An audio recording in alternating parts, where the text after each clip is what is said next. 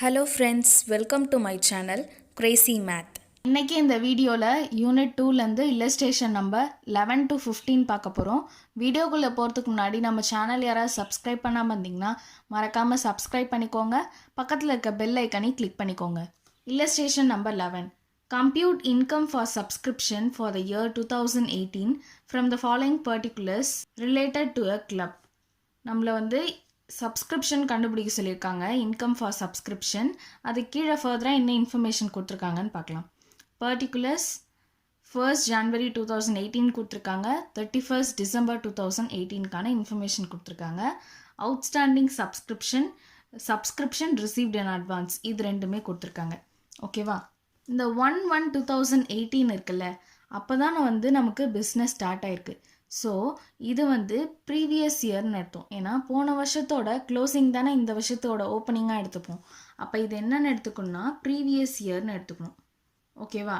இதுதான் current year. இந்த 31st December 2018 இருக்குல்ல, இதுதான் கரண்ட் இயர். ஓகேவா? இப்போ ஃபஸ்ட் என்ன கொடுத்துருக்காங்க? Outstanding subscription. அவுட்ஸ்டாண்டிங் சப்ஸ்கிரிப்ஷன் வந்து ப்ரீவியஸ் இயரோடது கொடுத்துருந்தாங்கன்னா நம்ம என்ன பண்ணணும்? லெஸ் பண்ணணும். ஓகேவா? இதே outstanding subscription for the current இயராக இருந்தால் ஆட் பண்ணி போடணும். ஓகேவா? நல்லா ஞாபகம் வச்சுக்கோங்க. Outstanding subscription for the previous இயராக இருந்தால் மைனஸ் பண்ணணும், கரண்ட் இயராக இருந்தால் ஆட் பண்ணணும். நெக்ஸ்ட்டு சப்ஸ்கிரிப்ஷன் ரிசீவ்டுன்னு அட்வான்ஸ் எவ்வளோ இருக்குது? 3000 கொடுத்துருக்காங்க. அதாவது நான் 2018க்கான சப்ஸ்கிரிப்ஷனை 2017லேயே வாங்கிட்டேன், அதாவது ப்ரீவியஸ் இயர்லேயே வாங்கிட்டேன். இப்போ சப்ஸ்கிரிப்ஷன் ரிசீவ்டுன்னு அட்வான்ஸை நான் என்ன பண்ணணும்? நம்ம ஆட் பண்ணி போடணும். ஓகேவா? இது வந்து நான் ஃப்யூச்சருக்கான சப்ஸ்கிரிப்ஷனை இப்போ ரிசீவ் பண்ணியிருக்கேன். ஓகேவா? அப்போ இதை லெஸ் பண்ணி போடணும். இந்த சப்ஸ்கிரிப்ஷன் ரிசீவ்டு இன் அட்வான்ஸ் என்னது?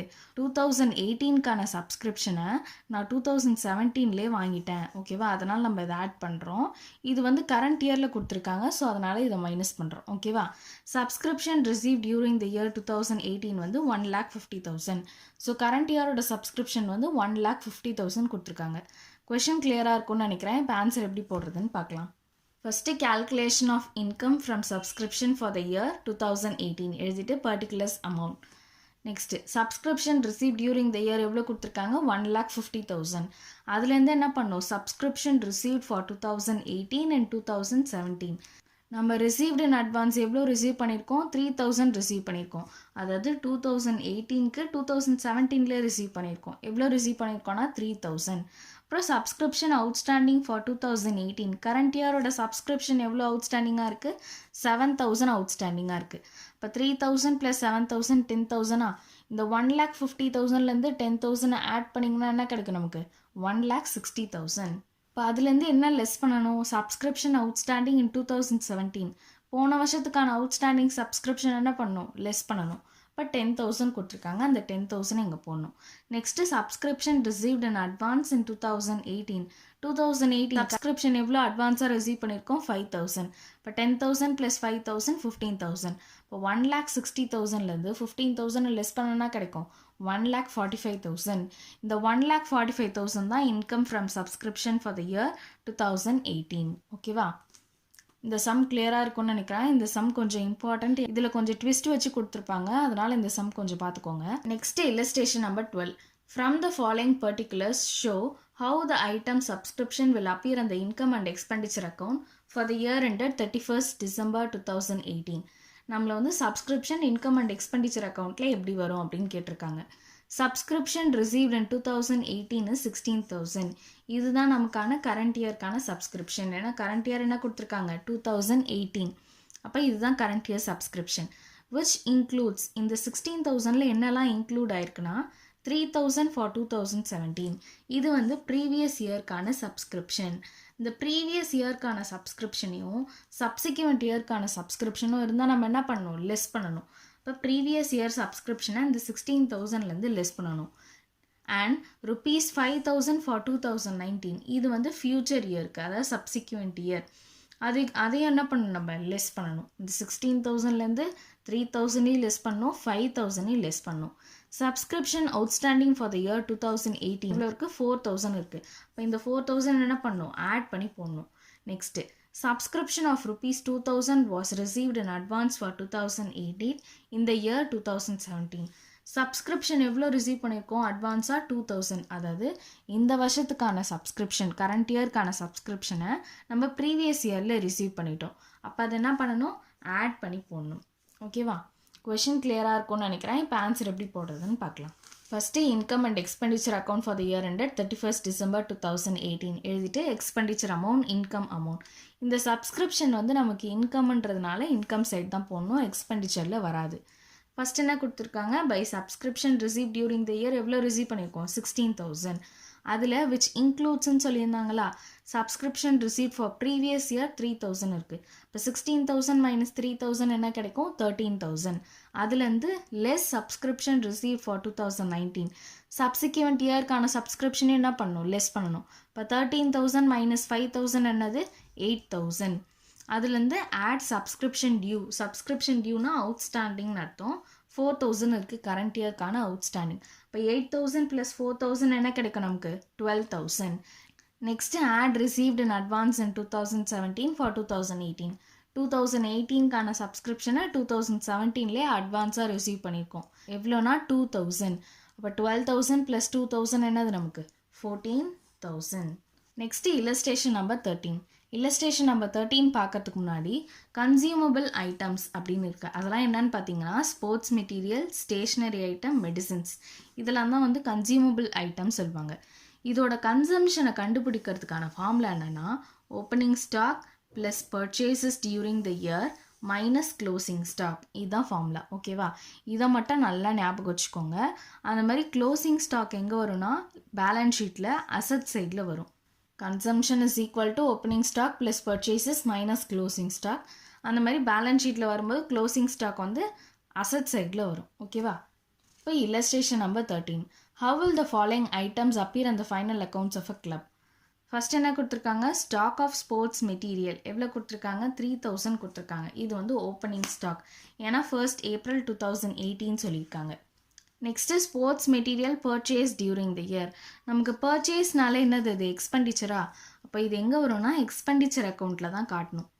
ஓகேவா, next sale of sports material during the year. நம்ம ஸ்போர்ட்ஸ் மெட்டீரியலை சேல் பண்ணோன்னா நமக்கு கேஷ் வந்து இன்ஃப்ளோ ஆகுமா சர்டைன் அமௌண்ட். ஸோ இது எங்கே போடணும்னா இன்கமில் போடணும். ஓகேவா, சேல்னால் எங்கே போடணும், இன்கமில் போடணும். Stock of sports material on 31st March 2019. Closing வந்து கொடுத்துருக்காங்க. Opening stock, purchase, closing stock இது எல்லாமே வந்து எக்ஸ்பெண்டிச்சரில் வரும். இந்த sale of whole sports material மட்டும்தான் எங்கே வரும், இன்கமில் வரும். ஓகேவா, கொஷின் கிளியராக இருக்கும்னு நினைக்கிறேன். ஆன்சர் எப்படி போடுறதுன்னு பார்க்கலாம். Income and expenditure account for the year ended 31st March 2019 எழுதிட்டு எக்ஸ்பெண்டிச்சர் அமௌண்ட், இன்கம் அமௌண்ட். இது பர்ச்சேஸ் அப்படின்றதுனால எக்ஸ்பெண்டிச்சரில் வரும், சேல் இருந்தால் மட்டும்தான் இன்கமில் வரும். ஓகேவா, ஃபஸ்ட்டு ஸ்போர்ட்ஸ் மெட்டீரியல் கன்சியூம்டு எப்படி கண்டுபிடிக்கணும், ஓப்பனிங் ஸ்டாக் எவ்வளோ கொடுத்துருக்காங்க, 3,000. அதுலேருந்து ஆட் பர்ச்சேசஸ், பர்ச்சேஸ் எவ்வளோ பண்ணியிருக்கோம், 9,000 பண்ணியிருக்கோம். இப்போ 3,000 ப்ளஸ் 9,000 என்னது, 12,000. அதுலேருந்து லெஸ் க்ளோசிங் ஸ்டாக் 4,000. 12,000 மைனஸ் 4,000 என்னது, 8,000.